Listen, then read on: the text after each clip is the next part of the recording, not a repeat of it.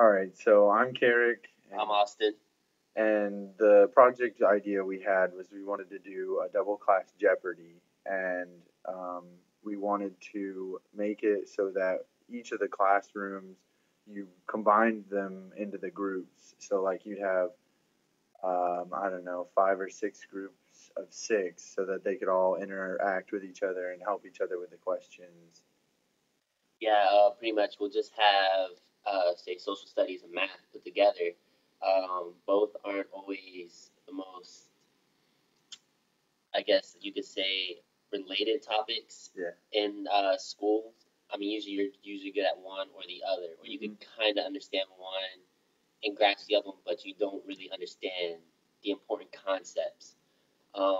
One thing we can do is we can split up the kids too. Those that are good with social studies, we could mix them with those that may be good at math, and those that are like just having conflicting problems. Yeah, I talked Order about that. balance out our teams. Yeah. I talked about having it so that uh, one set of students wasn't a whiz at math and another wasn't a whiz at history.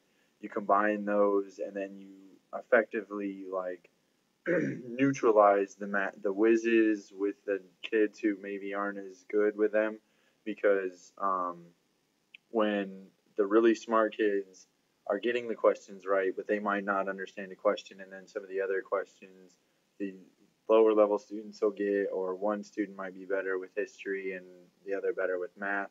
So you kind of neutralize the leader role out of that. You kind of help the students collaborate better. And with the point systems, Austin actually came up with the idea of making it um, half of the questions would be the actual questions would be history, with those points being given by doing like simple math and multiplication problems, division problems, and then the other half would be harder math algorithms and stuff like that that the students would have learned throughout the year. And then the questions to get the points would be related to like history questions.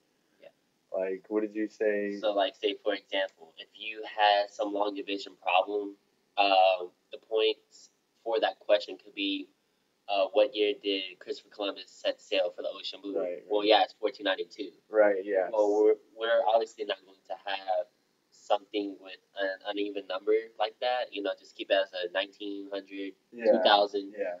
But something as simple as that the general population would know. Those kinds of questions, Yeah. especially in a middle school or a high school level class, you should know, like, questions you should know for math and history in order to get the points.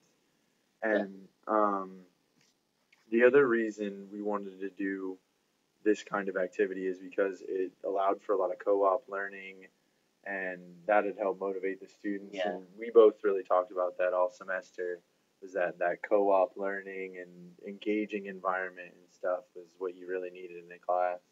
Yeah, motivation is key. So Yeah.